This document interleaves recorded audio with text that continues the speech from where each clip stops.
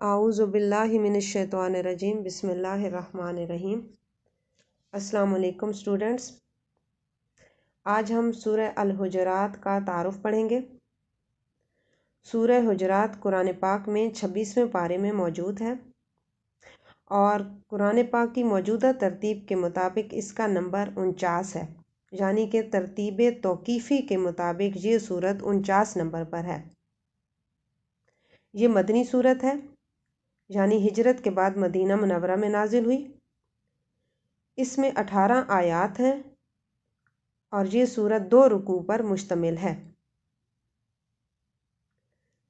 جہاں تک اس کے زمانہ نزول کا تعلق ہے تو یہ بات روایات سے بھی معلوم ہوتی ہے کہ یہ سورت مختلف مواقع پر نازل شدہ احکام و ہدایات کا مجموعہ ہے، جنہیں مضمون کی مناسبت سے یکجا کر دیا گیا ہے،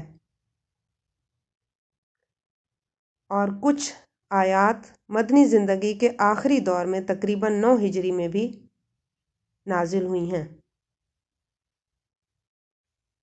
بہرحال یہ مدنی صورت ہے اور ہجرت مدینہ کے بعد مدینہ منورہ میں نازل ہونے والی آیات کا مجموعہ ہے۔ اس صورت کا نام آیت نمبر 4 ان الذین ینادونک من وراء الحجرات، بے شک وہ لوگ جو آپ کو حجروں کے پیچھے سے پکارتے ہیں، اسی آیت سے اس سورت کا نام ماخوذ ہے۔ حجرات حجرہ کی جمع ہے۔ عربی زبان میں کمرے کو یا مکان کو حجرہ کہتے ہیں۔ اس صورت میں ان حجرات کا ذکر ہے جو آپ صلی اللہ علیہ وسلم نے مسجد نبوی کے ارد گرد تعمیر کروائے تھے، اور ان میں ازواج مطہرات رہائش پذیر تھیں۔ ابن سعد نے لکھا ہے کہ یہ حجرات کھجور کی شاخوں سے بنے ہوئے تھے اور ان کے دروازوں پر موٹے سیاہ اون کے پردے پڑے ہوئے تھے۔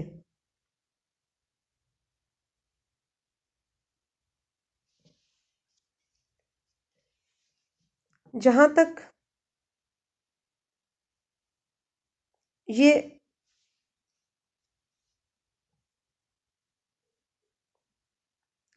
اس صورت کے مضامین کا تعلق ہے، یا اس صورت کے مباحث، اس میں کیا مباحث دیے ہوئے ہیں، یا اس صورت کا موضوع کیا ہے، تو پہلے ہم دیکھتے ہیں کہ اس صورت میں کیا موضوع دیا ہوا ہے۔ اس صورت میں حضرت محمد مصطفیٰ صلی اللہ علیہ وسلم کے حقوق و آداب، یعنی کہ آداب نبوی، اور عام مسلمانوں کے باہمی حقوق اور معاشرتی آداب، یہ خاص اس صورت کے موضوع ہیں۔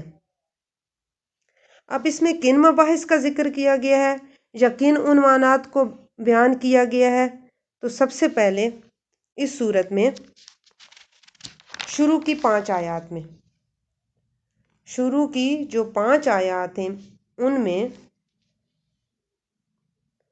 اس بات پر بحث کی گئی ہے کہ اللہ تعالیٰ اور اس کے رسول صلی اللہ علیہ وسلم کی محفل کے آداب کیا ہیں۔ یہ آداب سکھلانے کی کوشش کی گئی ہے۔ اس کے بعد یہ ہدایت دی گئی ہے کہ ہر خبر پر بغیر تحقیق یقین نہیں کرنا چاہیے۔ پھر اس میں ایک بات یہ بھی بتائی گئی ہے کہ اگر کسی وقت مسلمانوں کے دو گروہوں میں یا 2 افراد میں یا 2 خاندانوں میں لڑائی جھگڑا ہو جائے تو اس صورت میں دوسرے مسلمانوں کو کیا طرز عمل اختیار کرنا چاہیے۔ پھر اس صورت کی کچھ آیات میں مسلمانوں کو ان برائیوں سے بچنے کی تلقین کی ہے جو اسلامی معاشرے میں شر و فساد کا باعث بنتی ہیں اور معاشرتی امن و سکون کو برباد کرتی ہیں، مثلا ایک دوسرے کا مذاق اڑانا، ایک دوسرے پر تان کرنا، برے ناموں سے پکارنا، بدگمانی کرنا، یعنی کہ برا گمان رکھنا، کسی کے بارے میں برا گمان رکھنا، غیبت کرنا یعنی کہ پیٹھ پیچھے برائی کرنا، اور اسی طرح کسی کی جاسوسی کرنا یعنی کہ کسی کے عیبوں کی ٹو میں رہنا، ان ساری برائیوں سے بچنے کی تلقین کی ہے۔ اس کے بعد قومی اور نسلی امتیازات کا خاتمہ کرتے ہوئے بڑائی کا معیار تقویٰ قرار دیا، یعنی کہ اصل بڑائی کا جو معیار ہے وہ نسلی تفاخر نہیں ہے بلکہ خوف خدا ہے، اور ساتھ یہ بھی فرمایا کہ تمام انسانوں کی اصل ایک ہی ہے، یعنی کہ مساوات کا درس دیا۔